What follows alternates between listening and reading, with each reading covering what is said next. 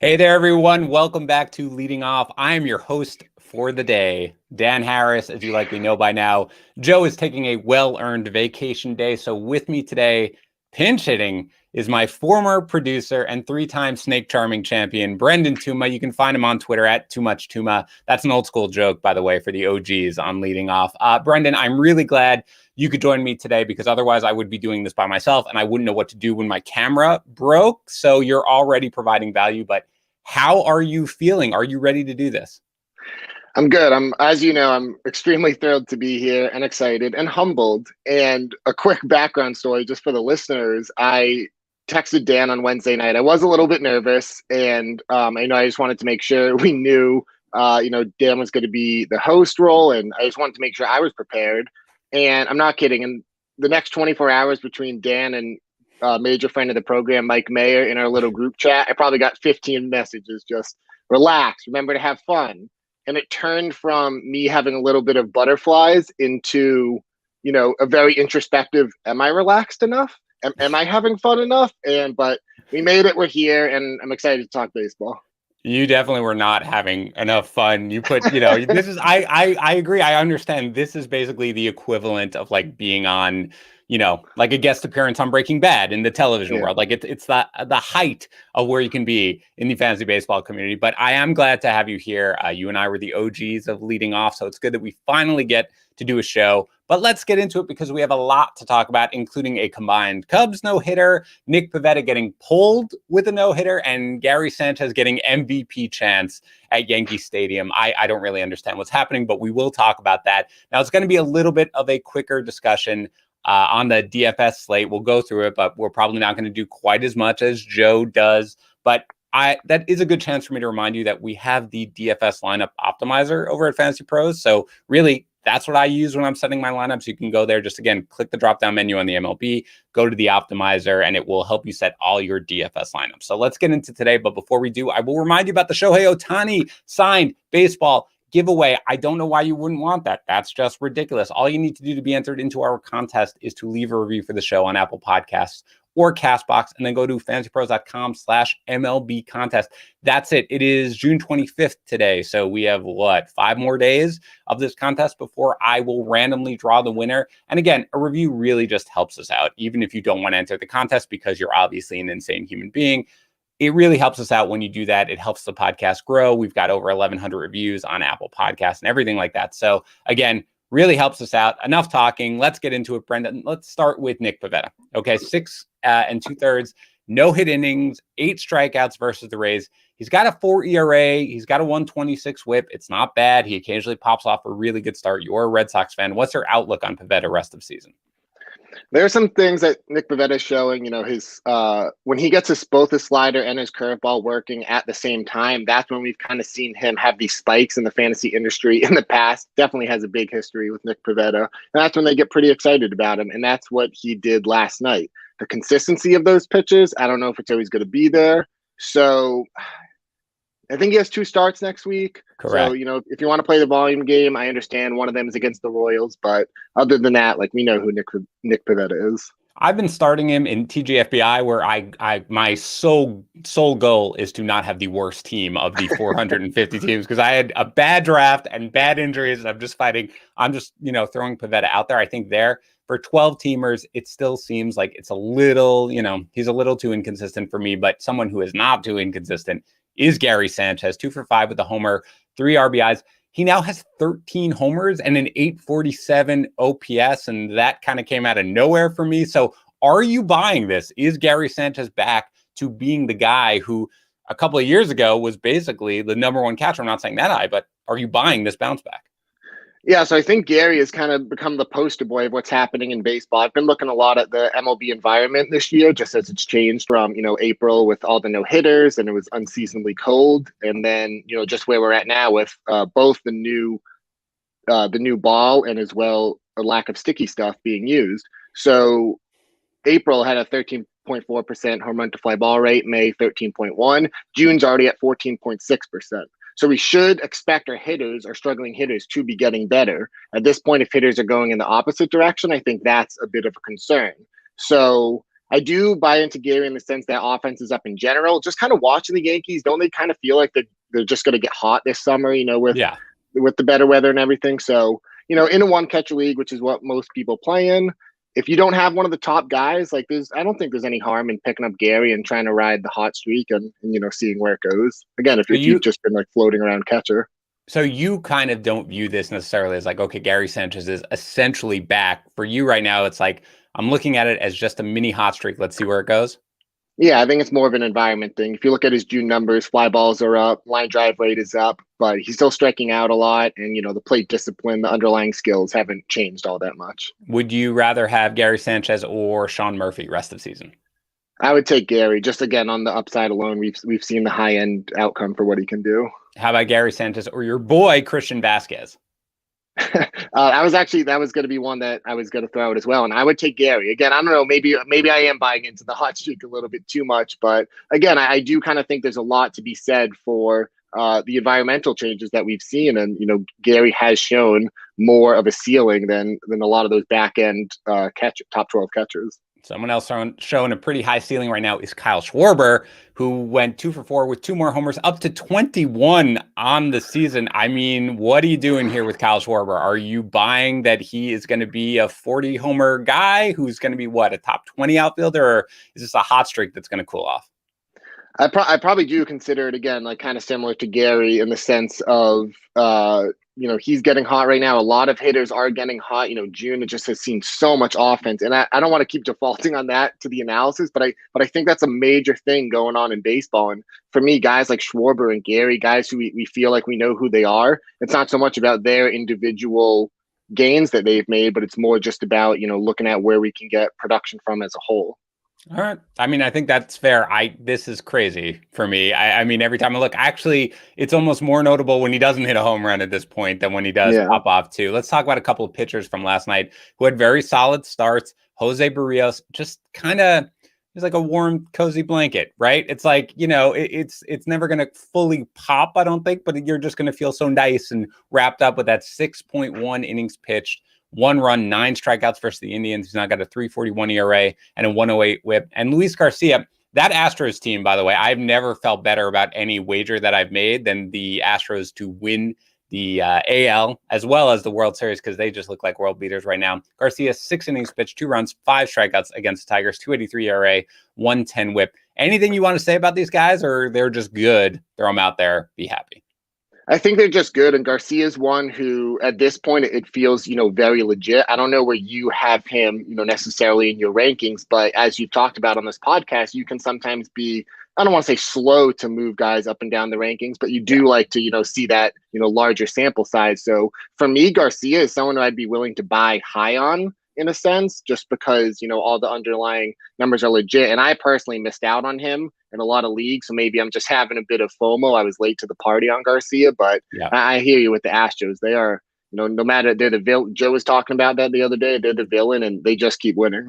They've got to lean into it. I've got Garcia 42nd in my rest of season rankings. That feels too low, but I mean, you go through it.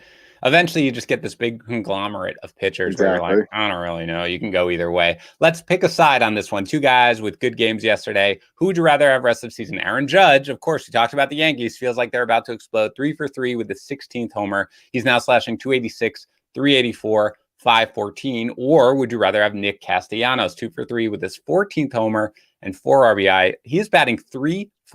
All the bad BABIP luck that entire Reds team had last year. Certainly, it's not affecting Castellanos right now. And he's slugging .594. So who would you rather have? Pick a side, Castellanos versus Judge. Man, I have been a Judge guy in the past, and I've been high on a lot of the Yankees, like Judge and Stanton. Those injured Yankees, I don't take that into account too much in drafts. But you have the triple slash lines up there, and Castellanos, it is just so good. I do think I would go him. I do think like the injury concerns, with Judge, Stanton types, it does make sense at this point of the season to, hedge your bets a little bit with that. So I would take Castellanos. All right, pick a side, Joe Pisapia or Dan Harris. Well, you're the boss. I will cut you off right now if you don't get this right. You're the boss, man, and I'm on the show right now, so go Dan Harris. Don't mess it up. You're 2 for 2 so far. All right, a couple more standout hitters from last night. Carlos Correa, 3 for 4 with 3 RBI. Basically, as we talked about, every Astro. Just buy every Astro that you can. Correa is now slashing 305, 398, 534. He's got 14 homers, 54 runs scored, and 46 RBI. He does have 0 steals, and that's something I always think about with Correa. I mean, if the bat is going to play this well, I'm fine with it. But when he came up, everybody thought he was going to be a 15 to 20 steal type of guy. He's not running anymore. I don't want him running because of the back. I would rather him just stay healthy, but he is crushing it right now. And Brian Reynolds, 3 for 4, 4 RBI. We don't talk about this guy enough. 313, 403, 543 slash line with now 13 homers. So either of those guys catching your fantasy, you want to talk about either one of them? Yeah, Brian Reynolds. I've been kind of toying around with making my own all-star teams this year, just like who I would vote for. And Brian, he's just like a screamer, like no doubter, like maybe should even be a starter in the all-star game. And a lot of people probably don't realize that because he does have this feeling of he's a little boring, and you almost think of him just as empty batting average. But you have the numbers right there, like a 543 slug with 13 homers. Like he's a lot more than that, and he is just someone that in roto leagues has been a gold mine of fantasy success. And I do kind of expect it to maintain.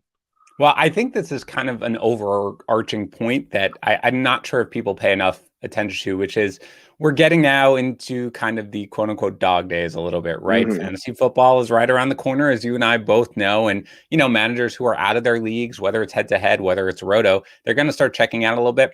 And when you're a casual fantasy baseball player and you're not really paying that much attention, you're going to miss a lot of these guys who are on these terrible, terrible teams. Like nobody thinks about the Pirates because they're terrible. Nobody thinks about the Tigers, but you've got Daz Cameron, you've got Akil Baddoo, who's kind of hot these days, right? So when you're looking around for where can you find sort of the value that maybe nobody else sees, you might want to look at some of these teams because, again, I, as somebody who does this every single day, wasn't really paying that much attention. Adam Frazier as well on the Pirates. Like there are guys who are providing value. That's something that you really want to think about there. So let's talk about a couple of kind of random players who had big days yesterday. I was going to name this WTF as the segment, but whatever, we'll talk about it. I guess I'm going to list all these guys, Brendan. You tell me if you have any interest in any of them or whatever you want to go. I'm going to go through. Maybe we can go yes, no, maybe. Okay, let's do that one at a time. Zach Davies. Okay, we talked about the Cubs no-hitter, but it started with Zach Davies. No. 6 no-hit inning. Come on, pick him up right now. No, 5 walks against the Dodgers, 4.31 ERA, 1.44 WHIP. How about 0 to 10? How much do you want to add? I'm going to assume all these guys are available. 0 to 10, how much do you want to add Zach Davies? 2, 3. All right, that is too high. It's a 0. Jameson Taillon, 6.1 innings pitched, 1 run, 6 Ks versus the Royals, a 5.18 ERA, a 1.32 WHIP, but on a team that you were predicting is about to get really hot. How much do you want to add Jameson Taillon, 0 to 10?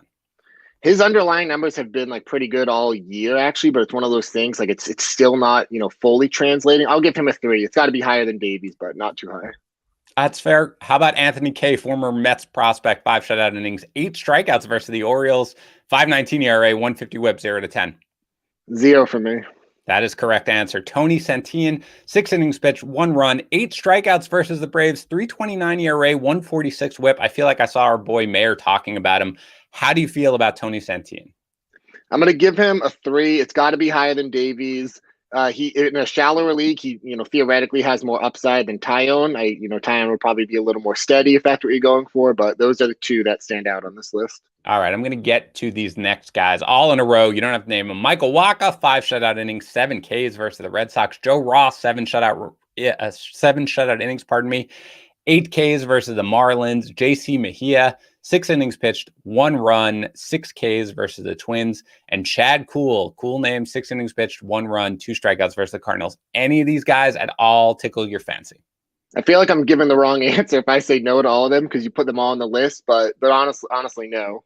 Yesterday was not a great day for baseball, Brendan. I was just trying to fill some time. Don't worry about it. I'm not picking up any of them, either one. But let me ask you, let's go to the Reds bullpen. That was actually one of the first questions we got from the Peanuts and the Cracker Jacks. So Lucas Sims hits the IL with an elbow sprain. He's purportedly out 3 to 4 weeks, as you should with all injuries. Add another week or 2 onto that. So who's going to get the save? Could be Amir Garrett, who is like my poster child for waiting on closer at the beginning of the season. That has not worked out, but he came in the 7th. Looked great, only 8 pitches, but dominated the inning. TJ Antone, that's the guy we want, but he comes in the 8th. Maybe it was going to be a 2-inning save, but he gets blown up a little bit in the 8th. He gives up 2 runs. So who is it? Brad Brock gets the save, first save in like 3 years. Do you have any interest in Brad Brock or TJ Antone or anybody from that Reds bullpen with Lucas Sims out? I think the issue for me, it's not even about necessarily like, yeah, if you want to speculate on Brock, I think that makes sense. For me, in my leagues at least, it's more about the roster spot. Do I have a roster spot that I can commit to, someone who might get saves, might not, who might not even be that good? And so I guess that leads me towards Anton because I at least feel better about the skills. But they have been really reluctant to use him in a traditional closer role. So if you have the bench spot and maybe it's a deeper league and you're desperate for saves, you can go for it, I guess, but I don't know where you're at with that. Yeah, I'm at no. I am staying away oh God, I chased, the Tigers closer forever. I was like, look, it's Fulmer. Then Fulmer got hurt. I was like, oh, is it going to be Soto or Cisnero? I don't know. And it's not enough volume for me to worry about. You're clogging the roster spot. As you said, I have no idea who it's going to be. I can't imagine that Brad Brock is going to be the everyday closer for the Reds. And they don't even, it took them forever to go to Sims anyway. Yeah. And even when we thought it was Sims, then it would be somebody else randomly. So I think we're going to avoid that one. I think we're on the same spot there. Let's talk about some guys who didn't have a great day yesterday. JD Martinez, 1 for 4 since May 1st, 281 average. That's fine. 5 homers, 21 RBIs. He's slashing 281, 326, 433. Not bad for a mortal. But again, JD Martinez came out of the gates really hot. Now everybody else is getting hot. He's kind of cooled off. Any concerns at all with JD Martinez? Yeah, it's funny because I mentioned at the top about how we do expect hitters to be getting better as the summer months go on, especially with the new foreign policy rules. And did you say foreign policy, by the way? Is that what you just said? Foreign substance. All right, hold on. JD Martinez is actually becoming the Secretary of State. Congratulations, JD. I'm very excited for you. I'm sorry. Go ahead, Brendan. But JD Martinez is kind of going in the other way. He was at his best when offense was at its worst. Again, like he's still hitting the ball like really, really hard. It's a long season. These things happen. There's no reason to panic on JD. All right, let's go then to Gleyber Torres. Man, so many Yankees in this one. But again, what do you got? He was given the day off. He's got 2 hits in his last 40 plate appearances. I remember we were all freaking out about him, right before. Then he got hot for like 3 days. It's like Francisco Lindor. Everybody wants the reason to get excited about him. And then it happens for a couple days, and then it just kind of tails off. Lindor has been okay in June, of course. But Gleyber, 246, 3 homers through 64 games. We always talked about the fact that it was like, well, you take out all that Orioles production and he's got nothing. Now you really have nothing. He has got an incredibly weak quality of contact. What is the deal with Gleyber Torres at this point? He has just shown such high promise and, season and then his sophomore campaign as well, that it's got to get better from here. It's kind of like the Luis Castillo syndrome, what was happening earlier. Like he just had too much of a track record to be this bad for this long, but you can't be starting him right now. And again, it comes down to if you have the bench spot, to wait and, try to see if it turns around sooner rather than later. Yeah, I think the biggest thing that I want fantasy managers to take away from right now is what you feel like you should be doing isn't what you have to do. Like I've always been like, I can't get rid of this guy. This Gleyber Torres. We invested a 6th-round pick in him. Like we've seen him do it before. Doesn't matter at this point. I mean, that roster spots are absolutely precious. If you need to move on, you move on because he hasn't shown anything whatsoever. Wander Franco did have his first 3 strikeout game as a professional. Look, let me ask you this. We've got a 5-game week for the Rays next week. Okay. Was doing a little looking. 5-game week for the Rays next week. We love Franco. Of course, you are the prospect maestro and everybody loves Franco. Is he a guy who you might consider benching if you're in a weekly lineup league, or is his potential, despite the 3 strikeout game, really just too much for you to put him on your bench for a week? I think I would still be starting him again. Just like he kind of came up, and we've seen like Jared Kelenic had that second game where he went like 3 for 4. He had the homer, and he looked like he was here to stay. Franco does look like he has it, for whatever that's worth. Some of these rookies have come up this year and just definitely haven't had it, like Jackson Kowar, Daniel Lynch, some other pitchers. So if you've held on to Franco all this time, I think it'd be tough to sit him, and you don't want to miss out in case it does happen. All right, final quote unquote down from yesterday is Walker Buehler. Not a terrible start, kind of in the Trevor Bauer vein, right? 6 innings pitched, 3 runs, and he gave up 2 of those in the 6th inning. 6 strikeouts, that's fine. But again, Joey P, I'm sad Joe's not here because this is where he would, tease me about the fact that I focus on the spin rates. Spin rates pretty massively down for him. So is this something, what do you do, Brendan? What are you doing with the spin rates? I guess I've talked about it a million times. What are you doing with these guys who are seeing these ginormous drops in spin rates, even if it's not manifesting itself necessarily yet in poor production? Are you concerned about them? I think so much of the focus has been on guys like Garrett Cole and Trevor Bauer. And for those guys, I kind of expect them to, still be very good. Maybe not great, maybe not elite every single start like we kind of got used to seeing, but still be very good. Guys like Garrett Richards can't throw anymore. That's okay. He kind of just like goes to the wayside. But for me, again, it's more about how the offense is going to play off of that, and the changes we're going to see in more of a league context. So Bueller in particular, I think his spin rates were down like more so than like any pitcher we've seen so far this year. He still went 6 innings, and I think he's finished 6 innings in every single start this year. That's correct. So again, I still expect him to be good. Maybe not great, maybe not elite, but still good. All right, let's talk about some news and notes. Then I'm going to ask you who you're picking up before we get into the DFS portion. Mark Canha left yesterday's game with a left hip strain. Brandon Belt likely headed to the IL with a knee injury, which is unfortunate because he had been heating up. Josh Bell was scratched with side soreness. He'll get an MRI today. Ronald Acuna missed another game with back tightness. Alex Bregman still weeks away from returning, so you're not going to see him until after the All-Star break at the very least, I'm sure. Aaron Savale was officially placed on the IL, and Corey Seager is now expected to be back in early July. Brandon, who are you adding in your leagues this week? I'm in a league with you. Don't worry, I will close my ears and not pay attention. Okay, feel free to, if you want to interject or have anything to add, go ahead. 2 quick players right off the bat, Miles Straw and Abraham Toro. On some sites, he's listed as Abraham Toro Hernandez. We just want pieces of the Astros right now. We want to be invested in the Astros. Their offense, it's really good, but it's been especially insane this past week. So if you need a quick fill-in for an injured player, or just want some instant offense, those 2 guys stick out to me. My number 1 ad, Joey Votto. I do not get why he isn't owned in every single league, points or categories, 10-team, 12-team. A quick history on what happened with Joey Votto. Last summer, he was struggling early on. He sat for 3 games in late August and talked about how he changed his approach and he started selling out for more power. Remember, he would do that thing where he would choke up like a lot. Yeah. And it just like wasn't optimal for baseball in 2020. Over his final 29 games last year, he had a 941 OPS. And I buy into this as more than noise because he talked about, the change in approach. He was extremely vocal about that.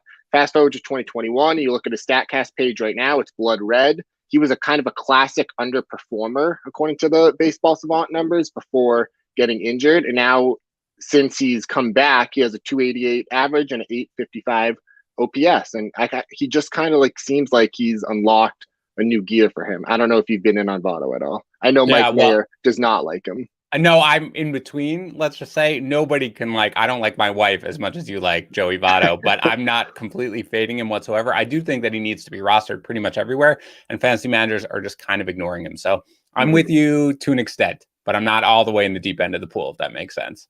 Anybody else that you're picking up, or is that those are your guys? I got one more for you. Go for it. Yeah, go for it. We're going to go with Shane McClanahan. And the reason here, I do not think that Shane McClanahan is a finished product. We've seen kind of these young pitchers, they take a bit. You look at Casey Mize, you look at Tariq Skubal, those are the 2 that I've been pointing to as have needed some time to develop. But if you lower the threshold to 40 innings pitched as a minimum for a qualifier, McClanahan has the 2nd highest swinging strike rate in the majors behind only Jacob deGrom. The reason that's significant is because swinging strike rate, it stabilizes quickly, and it's sticky, meaning if you look year over year, you're always going to see the best pitchers up on that leaderboard. So he did go 6 innings in his last start. And again, it's really that swinging strike rate. Like if you look at the names that he's around, it is tantalizing what his upside could be. He's got the Rays thing, so it's not perfect, but I do think he's someone that at least needs to be rostered everywhere just in case that breakout happens. I love it. All right. Very good. So we are going to now very quickly, we're going to talk about the home run calls, of course. Wonky Penguin, just dominant. But before we do, I will tell everyone that I was thinking the other day about how my wife colors her hair. I'm not breaking any news. Okay. We have entered into the 40s, and mainly because of how expensive it is anyway. But then I was thinking about how I like sitting in the sun so that I can get a little color on my pasty white skin. And Why do we do that? Because despite the fact that we are happily married, we care about what we look just like everyone else in the world. And if you care about looking good where people can see you, then you should care about looking good where people can't see you. Like me, I have washboard abs. Now, you don't know it. You think I'm built like a lollipop, but I know it, even if you can't see it.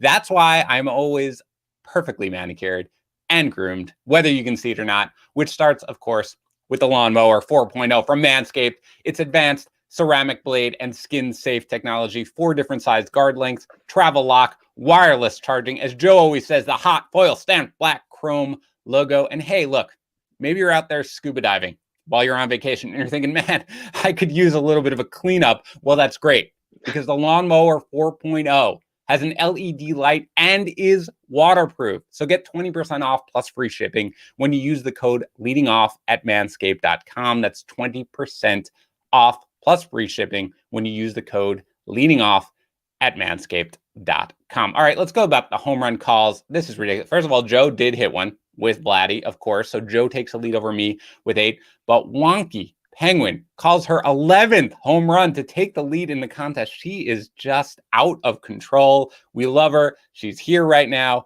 She mentioned the DFS optimizer, which is correct. That's how you stack it. You take the top one. It works well. But she called Ozzy Albies. Way to go. In second is still Dr. Glenn. Mr. Wagoo also moved up to 8. Very well done. Now, Joe is calling Vlad again tonight, which is a fine strategy. I need one to catch up on. So let's do that, though, at the end, because everybody wants to know where we are. And again, people keep asking, how do I get into it? How do I get into it? FantasyPros.com/chat. There's a home run calls channel. Just get into that. So, but let's get into the slate tonight here, Brendan. I mean, it's not exactly the greatest slate of all time. Obviously, you've got Framber Valdez, who is one of the leaders for. Hold on one sec. Sorry. Whoa, I'm getting too much going. Okay, Framber Valdez here for probably the one of the leading pitchers, or Carlos Rodon. Those are kind of the two guys who pop out. They're at the highest price. Are you going to go with one of those guys? Are you going to drop down to somebody like Pablo Lopez against Washington, or Chris Paddock maybe, who, I know you are an OG fan of Chris Paddock, of course. He's looked great with the strikeouts against Arizona. Where do you think you're going for your cash game lineup for a pitcher tonight? I kind of fall in line with how you and Joe do it, and you always try to take one of those aces, especially in cash, try to get that really, really high floor. I can't imagine not using Rodon or Valdez tonight. Not only are they such high-end pitchers, but the matchups are just incredible. Like Rodon has the Mariners and Valdez has the Tigers. So, in DraftKings, I would use both of them. And on FanDuel, I would definitely go with one of them. Is there anyone, if you want to go for a tournament, are you going to drop down to a guy who's got a high potential but has been struggling a little bit, like Alek Manoah against Baltimore, high win equity? You've got Drew Smyly, who's looked, a little better. And of course, Sean Manaea, who just always kind of gets it done, but I'm not sure if he's at a discount enough where people are going to be targeting him. Is that an area that you might turn against San Francisco? Or are you just saying, no, you know what? I'm going with the big pitchers. That's all I'm doing today, and I'm living there.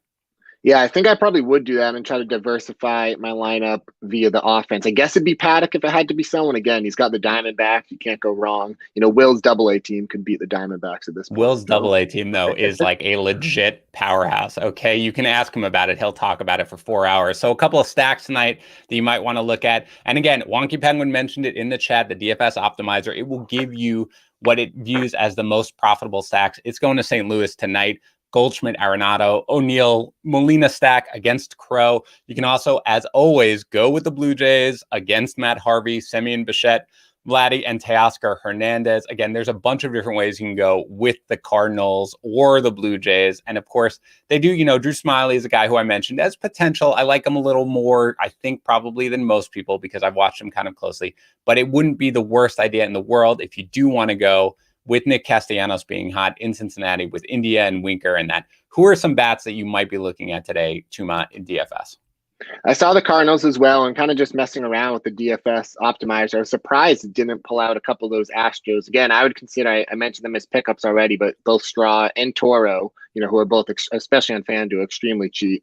Outside of that, I do like the Cardinals, and then the Dodgers are any cheap Dodgers you can get in, like Chris Taylor on FanDuel, for example, is super cheap. So Astros, Dodgers, Cardinals, and okay, your video's back. There we go. What do you mean, dude? Look, this is part of the deal. I had the over-under of the half times of my video dropping. And we went with I had like heavy money on the over. All right. My video went. Also, this is part of your initiation is I want to see whether or not you're going to be able to pop in there or not. Here I am. I'm back. I've been here the whole time. Don't worry about it. Are you done? You got more to go? You could keep talking. No, that was it. It's the Aces at the top. It's the Astros. It's the Dodgers. It's the Cardinals. You want me to do it again? Hold on. Look, look, everybody. That's right. I hope you're live. I hope you're alive here. All right, there we go. Everybody relax. We're just messing around. Jeez, God, chill out, everybody. Okay, anyway, let's go to home run calls. Joe, as we mentioned, is taking Vladdy again. I'm going to again take Teoscar Hernandez, who I took yesterday, because A, you can never pick on Matt Harvey too much. B, I've got this thing where I pick a guy and then he doesn't hit a homer and then he hits a homer the next day. So I'm just sticking with him. Tuma. Look, I felt bad that Joe took Vladdy because Vladdy is your boy. So are you going to hop onto the Joe train and take Vladdy for your first ever official home run pick here? Yeah, I can't come on the show and not take Vladdy. Like you said, like he is just my guy. His homer yesterday was nearly went on into the highway. And that was one where if Joe was here, I bet he'd be trying to say that it counts as 2.